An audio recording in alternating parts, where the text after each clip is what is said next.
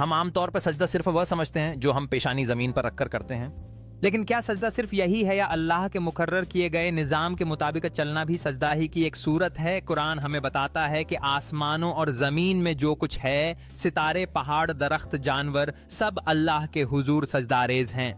یہ سجدہ ہماری طرح نہیں بلکہ اطاعت نظم ہے، یعنی اللہ کے بنائے ہوئے قوانین کے مطابق چلنا۔ پر بادل، درختوں کا جھکاؤ، پرندوں کی پرواز، جانوروں کی حرکت۔ ہزاروں سال پہلے فلسفے میں یہ تصور سامنے آیا کہ کائنات کی ہر چیز انتہائی چھوٹے ذرات، ایٹمز سے بنی ہے۔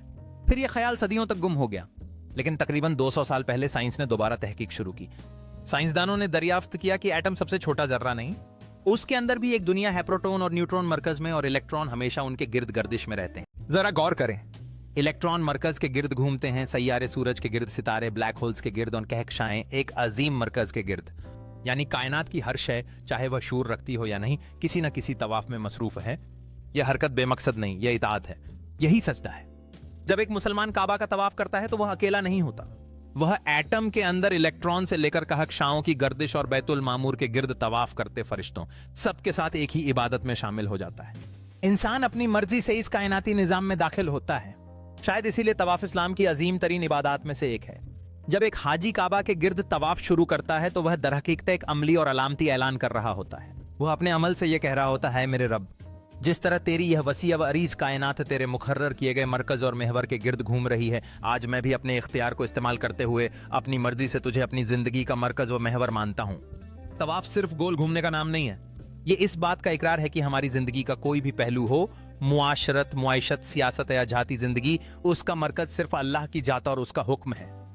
جس طرح کعبہ مرکز میں ہے اور ہم اس کے گرد گھومتے ہیں، اسی طرح ہماری زندگی کی ہر حرکت اللہ کی رضا کے گرد گھومنی چاہیے۔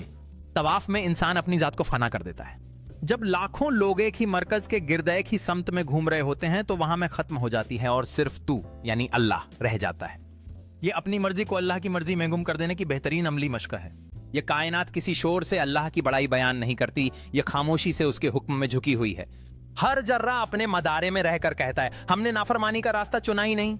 اے انسان، تجھے اختیار دے کر آزمایا گیا ہے، سو دیکھ تو اللہ کے دائرے میں رہ کر گھوم رہا ہے یا خود کو مرکز بنا بیٹھا ہے۔